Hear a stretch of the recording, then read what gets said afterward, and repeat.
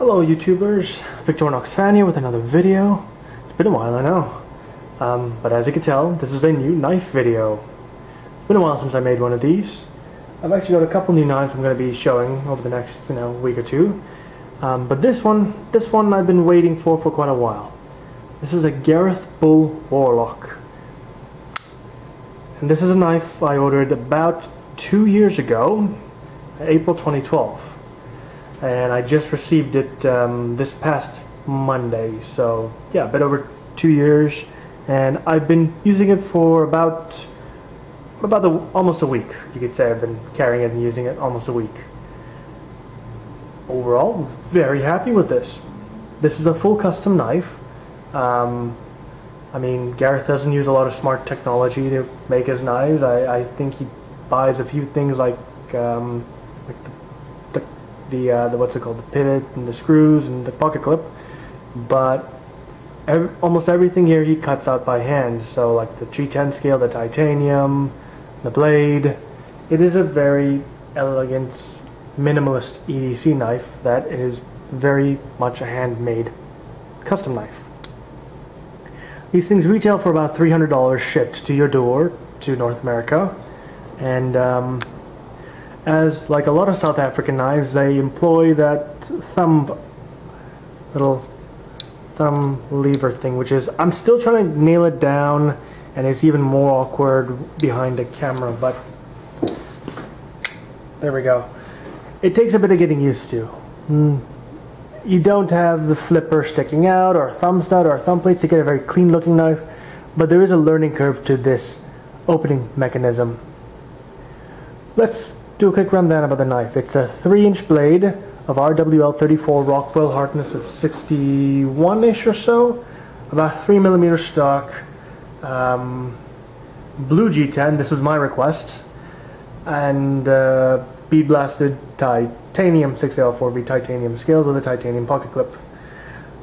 Blue G10 pretty much was, if I'm going to go with G10 instead of carbon fiber, I'm kind of bored of all the darker earthy colors. Why not? Like, just go with something a little more colorful, a little bit more unique. And I like blue, and I thought makes for a very distinctive knife.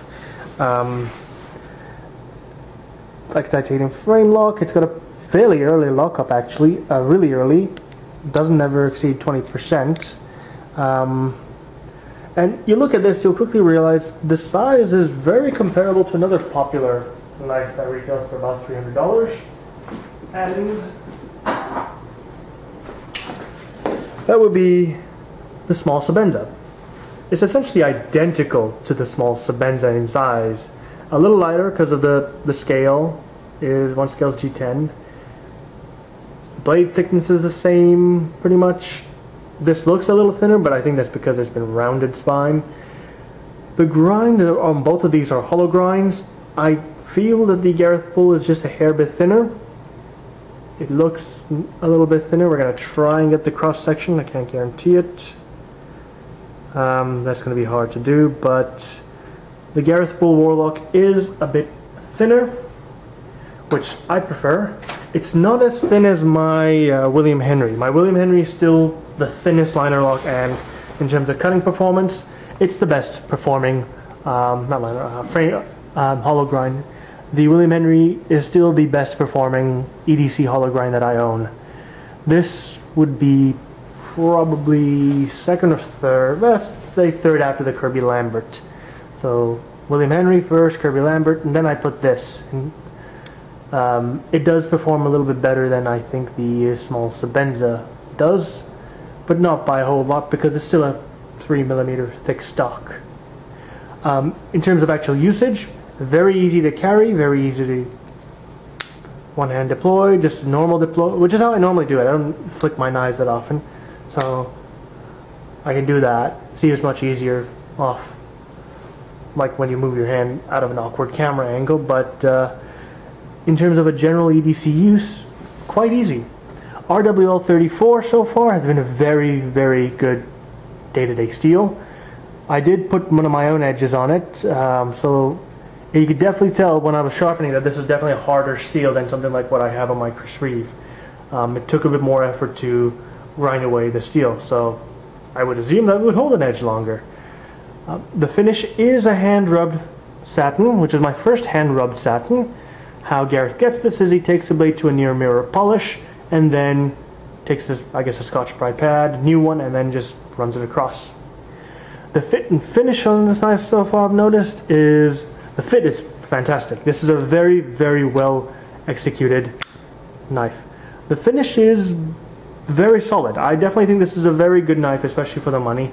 I mean, it's not like a Kirby Lambert perfection, so you'll see like the transition between the satin and the polished flats. There's a little bit of a marking here. It's not a perfect hand rubbed, but most other knives with hand rubs are a lot more expensive than $300 shipped from South Africa. So keep that in mind. It does have a titanium anodized standoff. I don't think, no, he doesn't make these. This is the only thing you could say that's been CNC'd, that he's had CNC'd. I mean, he buys the pivots, I think, from, you know, like a local, like a knife store. The standoff is the one thing he does, I know, get CNC'd, since he doesn't have the tooling to do that in-house, and I don't think he wanted to buy a generic one. So that's something cool. I mean, that's all I can say about this knife so far. I'm carrying it, I'm either seeing it, I'm quite liking it, and yeah, we'll see how this ranks in my, you know, normal set of EDC knives after some more usage.